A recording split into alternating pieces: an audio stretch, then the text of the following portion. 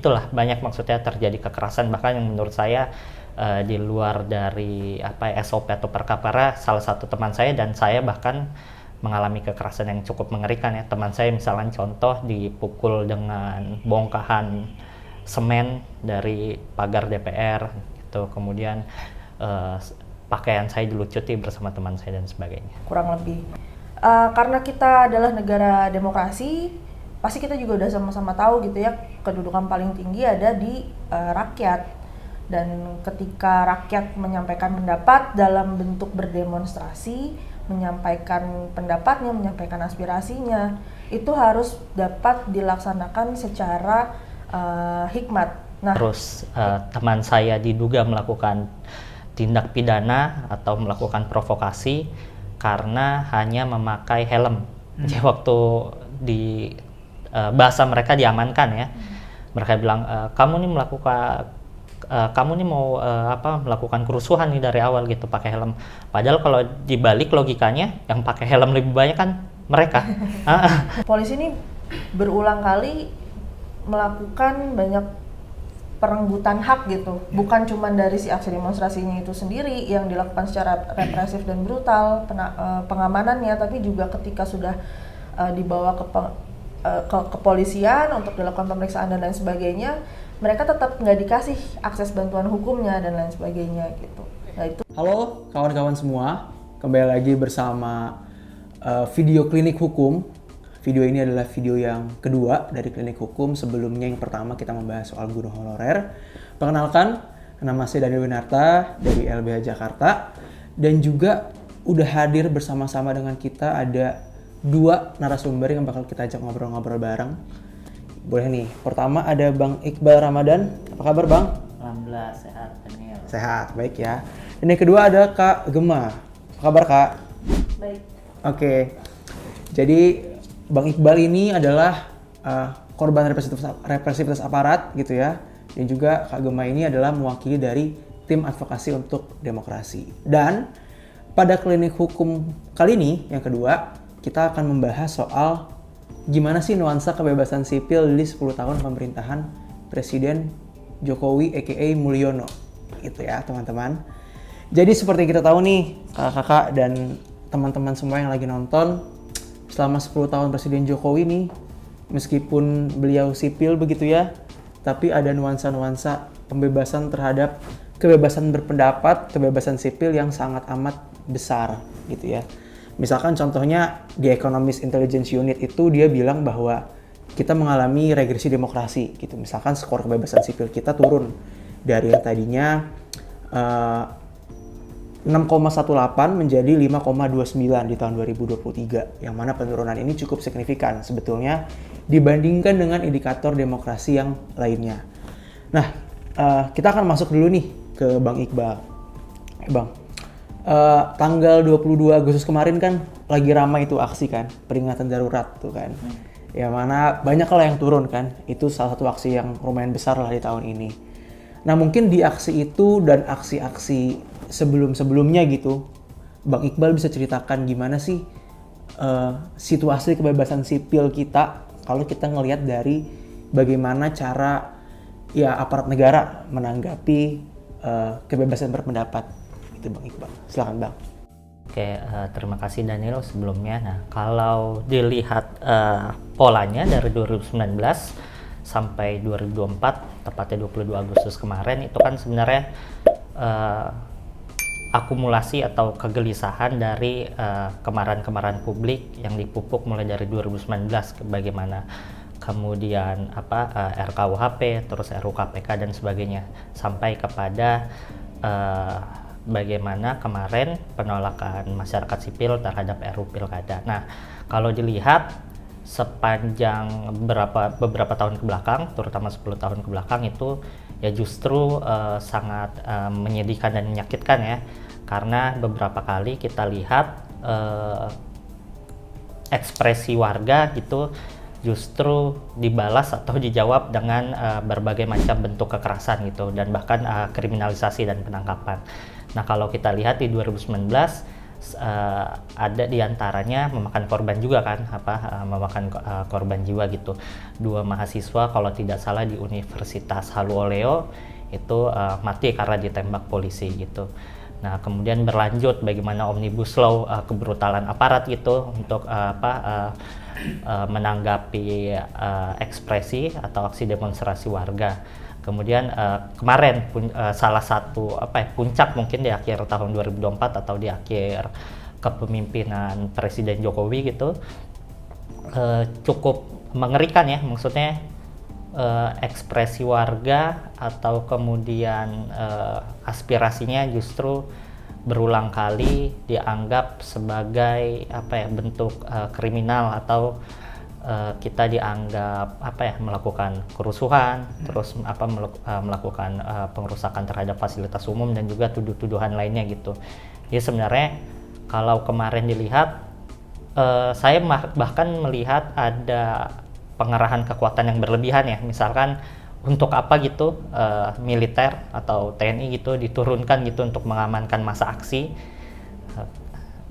Terus kemudian ya begitulah, banyak maksudnya terjadi kekerasan bahkan yang menurut saya di luar dari SOP atau perkapara. Salah satu teman saya dan saya bahkan mengalami kekerasan yang cukup mengerikan ya. Teman saya misalnya contoh dipukul dengan bongkahan semen dari pagar DPR gitu. Kemudian pakaian saya dilucuti bersama teman saya dan sebagainya. Oke. Ya. Betul ya, itu kita lihat memang akhir-akhir ini semakin jelas gitu ya bagaimana rezim ini alergi terhadap kebebasan sipil gitu ya. Nah, aku mau masuk ke Kak Gema gitu ya sebagai bagian dari tim advokasi untuk demokrasi. Sebetulnya bagaimana sih kerangka hukum gitu ya mengenai kebebasan berpendapat, kebebasan sipil gitu, hak-hak dari misalkan demonstran itu sebenarnya ada nggak sih hukum yang melindungi soal itu gitu? Oke. Thank you, Daniel. Jadi masuk ya, sebenarnya kita udah sama-sama tahu bahwa menyampaikan pendapat di muka umum, melakukan aksi demonstrasi atau protes itu merupakan hak konstitusional kita sebagai warga Indonesia. Karena itu hak konstitusional, maka sudah barang tentu itu dilindungi oleh undang-undang kita sendiri gitu ya, yang kedudukannya paling tinggi yaitu konstitusi kita. Secara hierarkis kan Undang-Undang Dasar 1945 sebagai konstitusi negara Republik Indonesia itu kedudukannya paling tinggi. Jadi semua peraturan perundang-undangan di bawahnya harus merujuk ke situ, harus merujuk ke konstitusi. Salah satu yang jadi rujukan atau peraturan yang memang melindungi hak kita sebagai warga negara dalam menyampaikan pendapat dalam bentuk demonstrasi khususnya itu ada di undang-undang tentang kemerdekaan untuk menyampaikan pendapat. Nah, itu salah satunya dan banyak lagi sebenarnya lapisan-lapisan peraturan perundang-undangan yang lain yang kemudian jadi perlindungan bagi warga negara Indonesia untuk menyampaikan pendapat. Cuman kita mengacu ke Undang-Undang Dasar aja itu sebenarnya udah jadi hak kita secara mutlak untuk menyampaikan pendapat, udah nggak bisa diganggu-gugat lagi gitu. Secara kerangka hukum itu. Selain itu juga sebenarnya kita juga Indonesia tuh sudah meratifikasi banyak instrumen HAM internasional yang memastikan bahwa menyampaikan pendapat di muka umum itu ya hak bagi warga negara gitu dan nggak boleh dibatasi. Sebenarnya seperti itu kurang lebih. Karena kita adalah negara demokrasi, pasti kita juga udah sama-sama tahu gitu ya kedudukan paling tinggi ada di rakyat.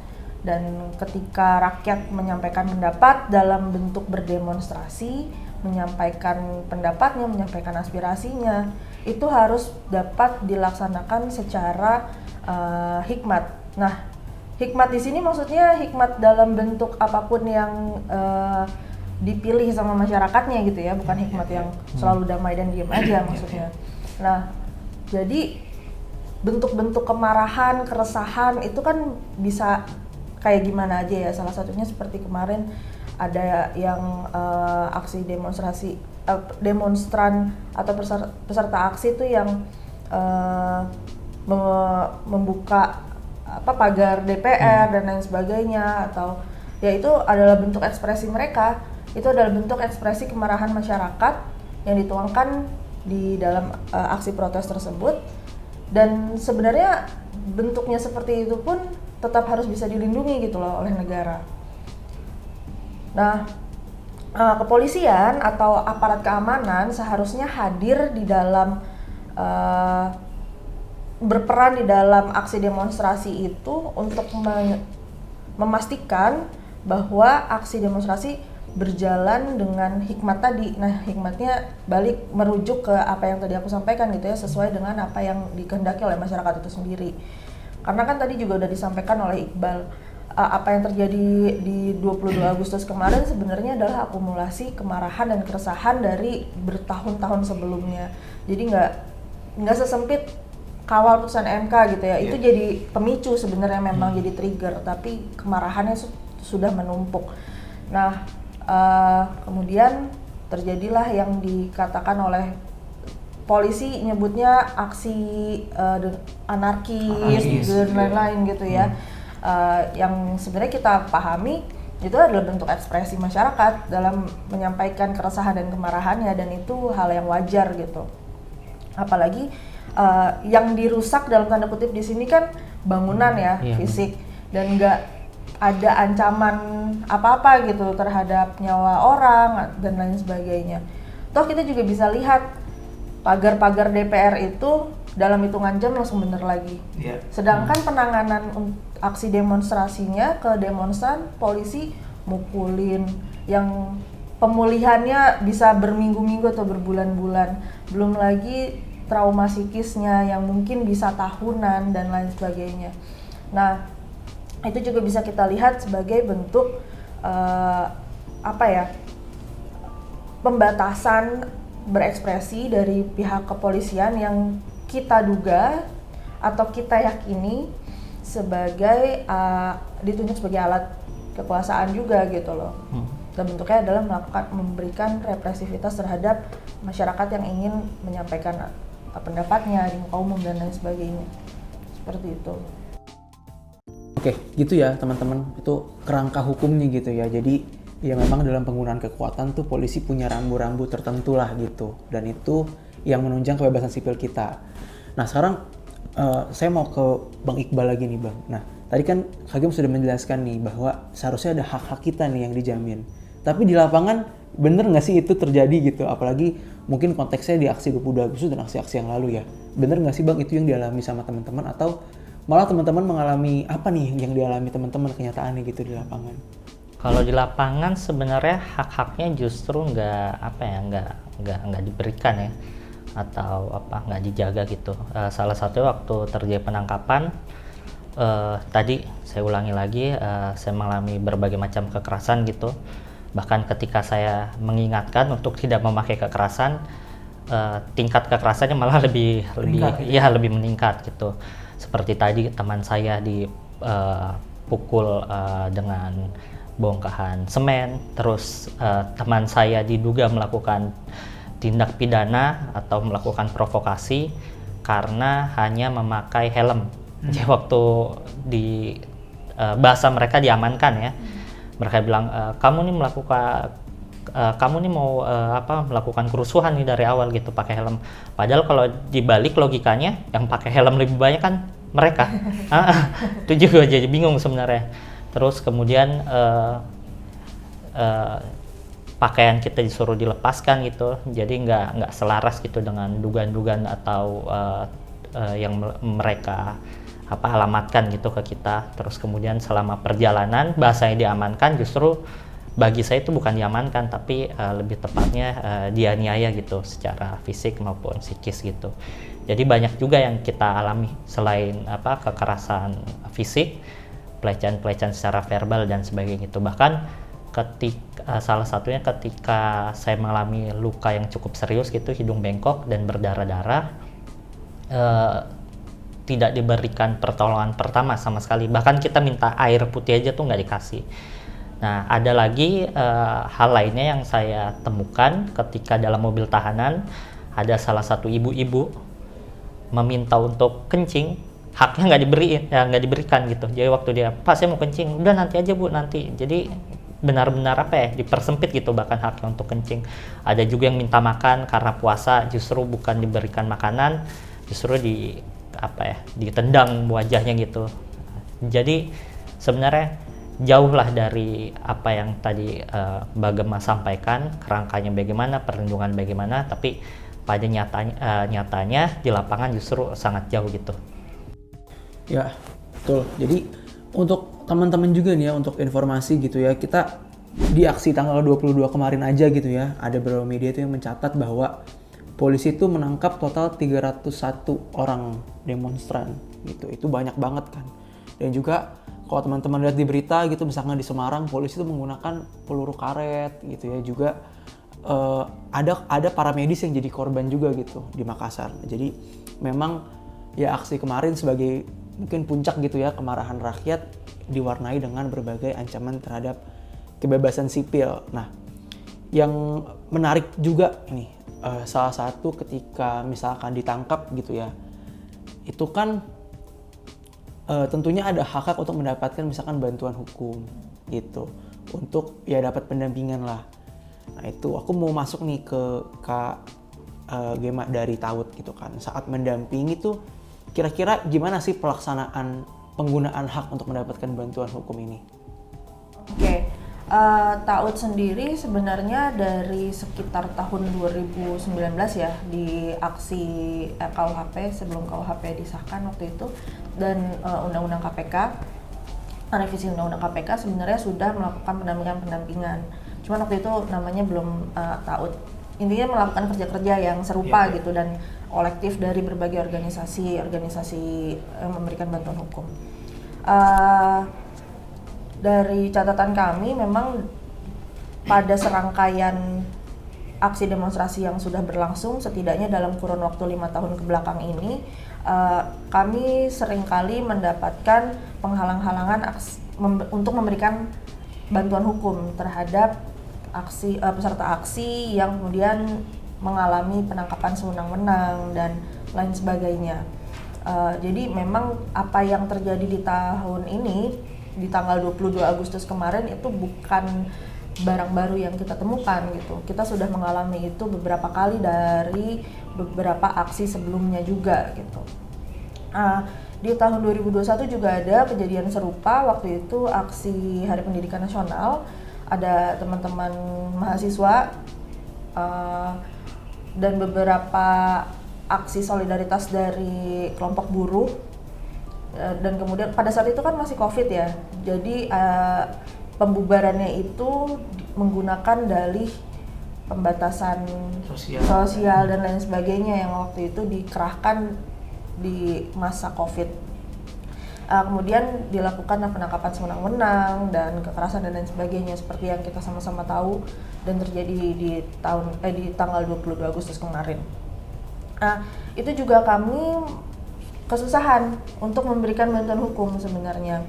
Jadi di awal itu kami dari TAUD udah mengetahui nih dibawa kemana, kita udah tahu lagi dikumpulin dan akan dilakukan pemeriksaan terhadap peserta aksi yang ditangkap sewenang-wenang.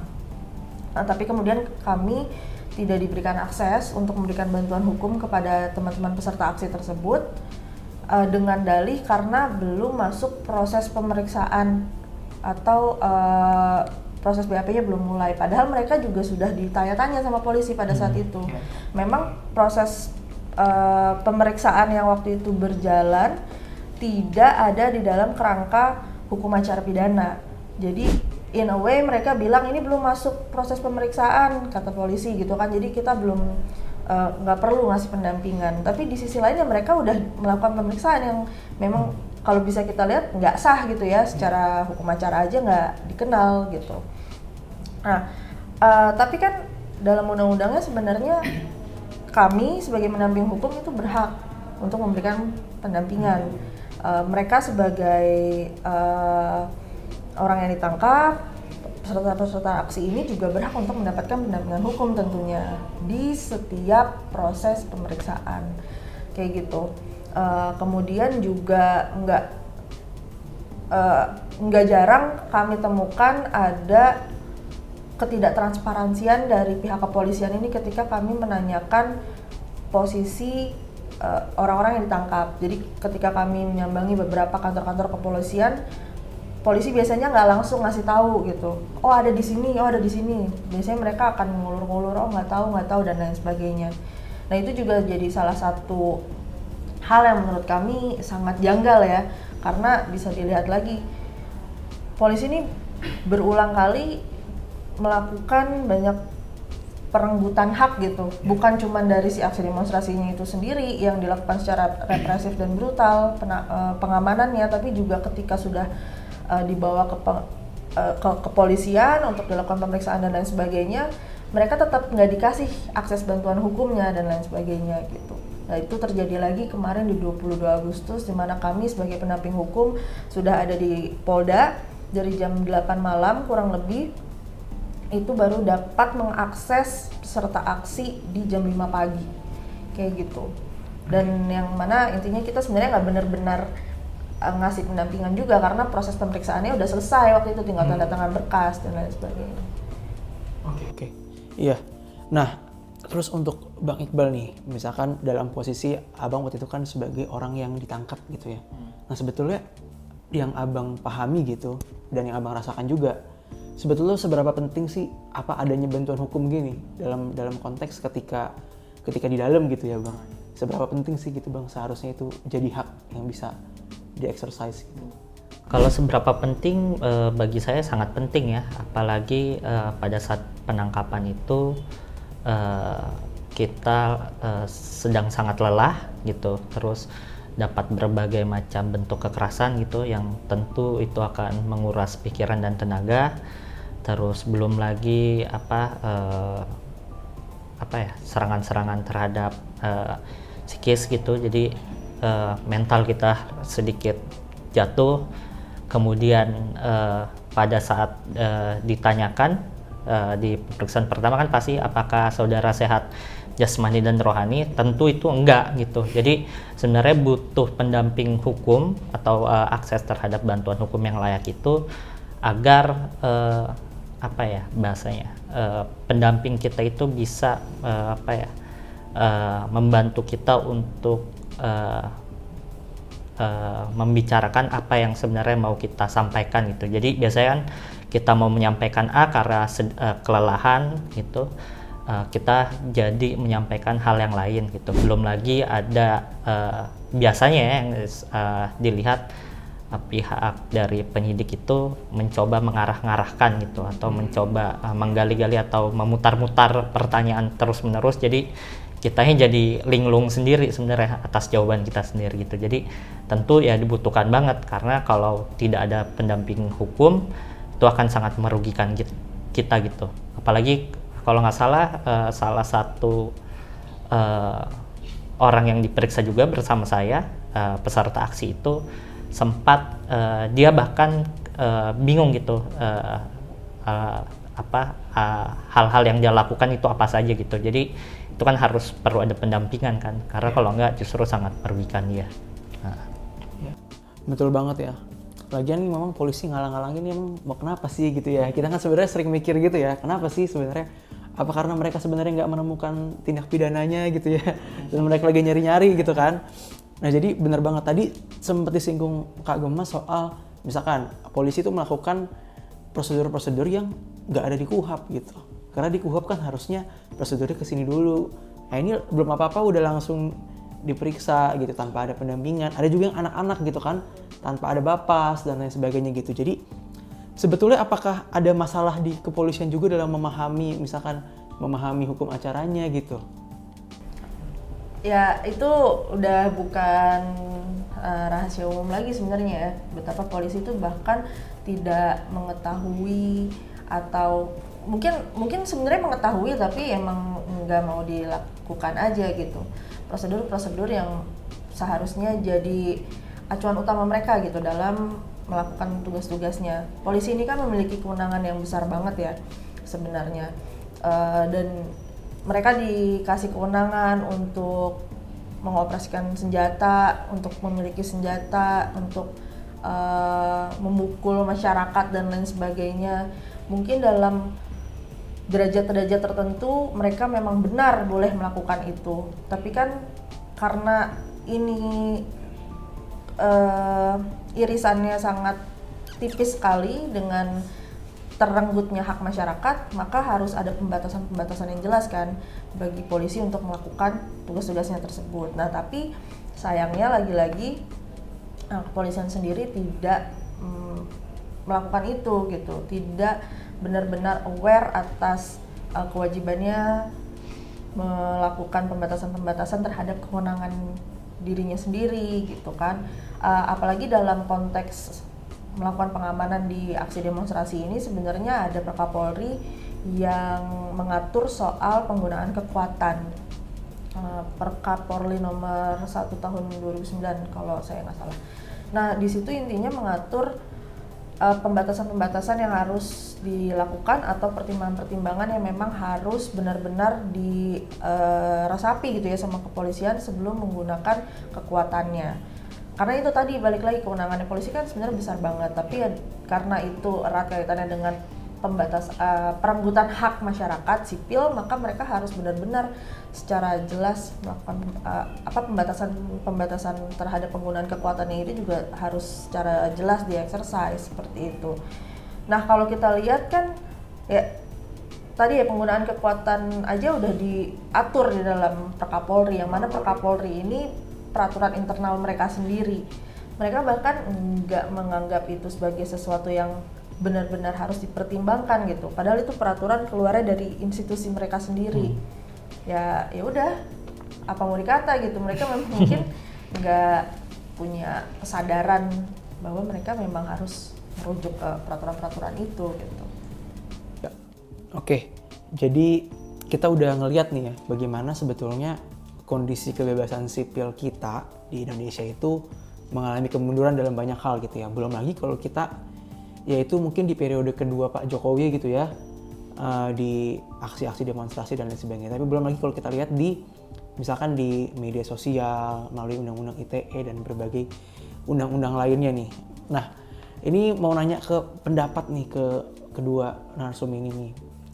Sebetulnya ya ada nggak sih harapan nih terkait kebebasan sipil kita nih semakin membaik nih nanti misalkan pasca 20 Oktober gitu pelantikan presiden baru misalkan gitu, apakah kira-kira ini akan membaik gak sih gitu? Boleh Bang. Kalau harapan saya cukup pesimis ya. Apalagi latar Pesimis belakangnya ya. Apalagi latar belakangnya seperti itu.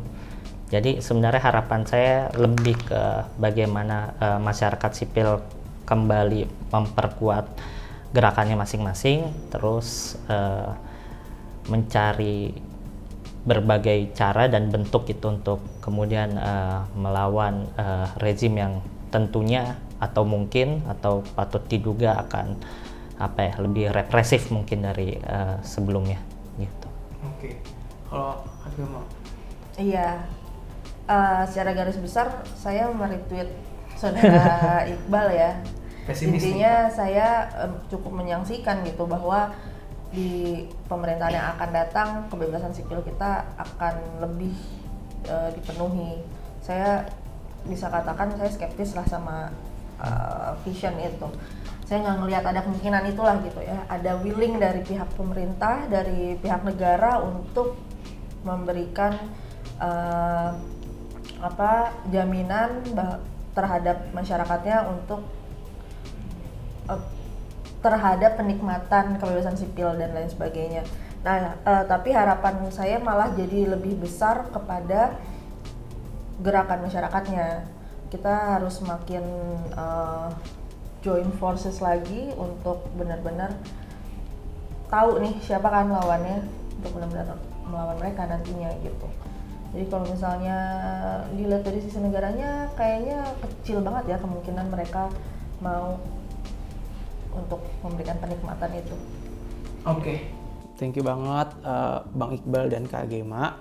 Ya jadi kita tadi udah membicarakan nih banyak hal bagaimana kebebasan sipil kita memang cenderung menurun gitu ya dibandingkan dengan tahun-tahun sebelumnya, dan juga banyak represivitas terjadi gitu, adanya penghalang-halangan bantuan hukum yang tentu saja sebetulnya melukai semangat bangsa kita gitu ya sebagai negara hukum dan negara yang demokratis yang menjunjung tinggi hak asasi manusia, yang ada kebebasan sipil di dalamnya gitu. Jadi kita kayaknya masyarakat sipil harus bergenggam tangan lebih kuat lagi gitu ya untuk kedepannya di pemerintahan baru. Dan meskipun kita pesimis, tapi tetap harus ada sedikit harapan supaya kita tetap bisa bergerak bersama-sama gitu. Nah, teman-teman, segitu dulu dari klinik hukum yang kedua kali ini tentang kebebasan sipil. Untuk teman-teman yang mau mendukung kerja-kerja bantuan hukum struktural dari LBH Jakarta, teman-teman bisa mensupport dengan cari ke Instagram @simpul_LBH Jakarta dan media-media LBH Jakarta lainnya. Dan itu dari kita, saksikan dan sampai jumpa di klinik hukum ketiga. Terima kasih.